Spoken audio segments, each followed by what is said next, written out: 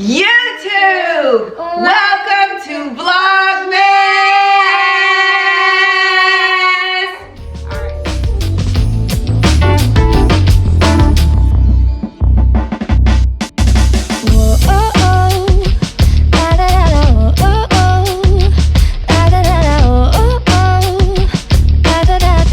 Making our Christmas memories.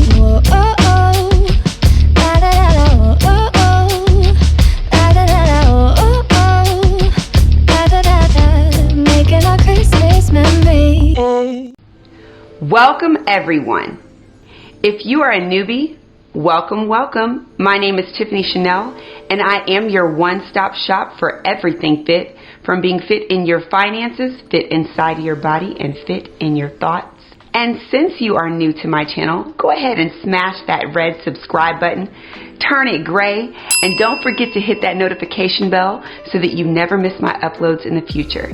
And if you are an oldie but a goodie, welcome back.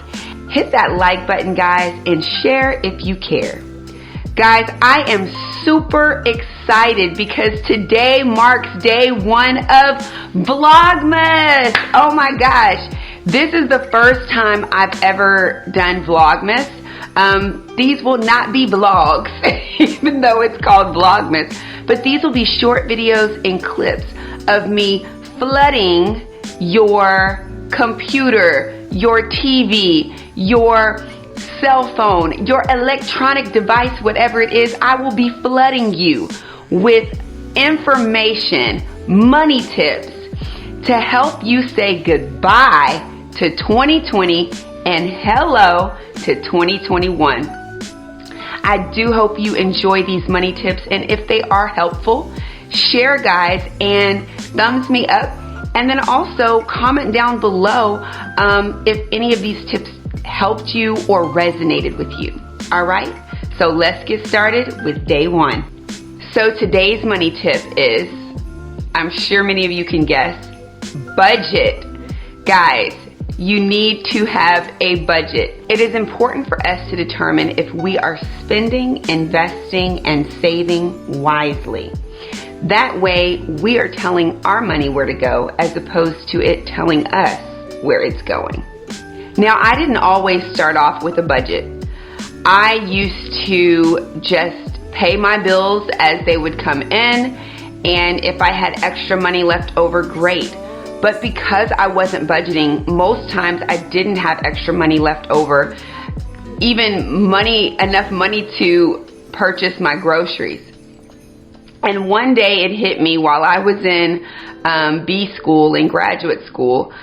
I realized this is not the right way to live. I should have better control over how I'm spending my money.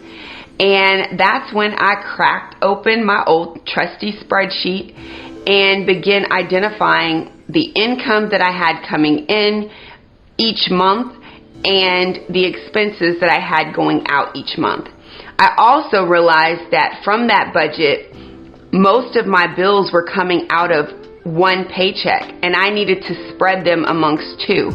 So I put my heavy bill, anything pertaining to like at the time I had an apartment, I have a mortgage now, but anything pertaining to my rent or my mortgage or any type of home fees, I put that on one paycheck. And any extra bills such as student loans, let's see, at the time when I had credit card bill, I don't have credit card bills anymore, but cell phone bills, cable when I had cable, internet, I put all of those bills towards a separate paycheck.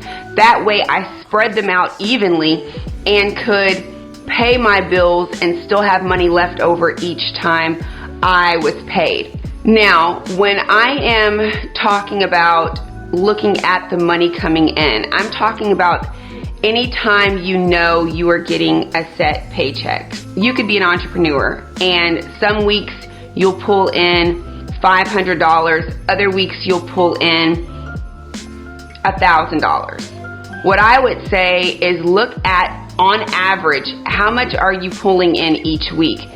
If it's closer to the 500 mark, budget for that, because it's always good to have money left over, but it's not good when you don't have enough money to pay your bills. Now for me, I have just a regular day job type of career, but I do have side hustles. If I notice that my side hustles bring in a certain amount, then I'll budget for that. But currently what I do is I budget based on the job that I work, my 40-hour plus a week job that I work. I budget with that income in mind.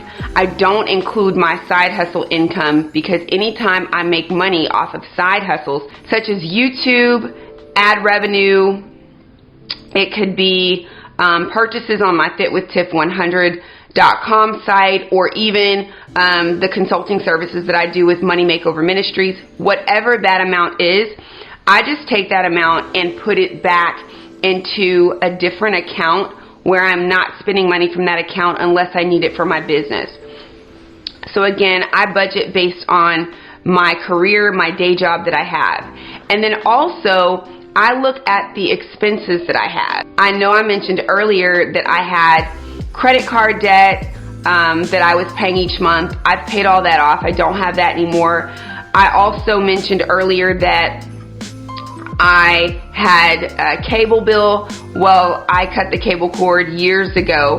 And so that brings me to my next point, is when you're taking a look at your expenses, look at those expenses and determine what's truly needed and what are some expenses that you can simply let go.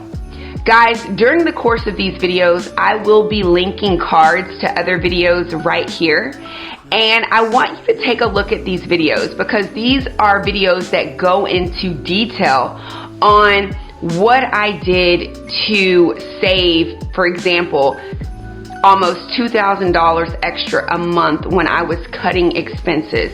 I have videos about a lot of different money tip videos. So throughout the course of these money tip videos, I will be linking cards. I may not mention them as I'm speaking, but I will be linking cards above so that you can take a look at the details, because my goal is for this video may be a little bit longer than usual, but my goal is for these money tip videos to be very quick and to the point. So in summary, let me wrap this particular video up.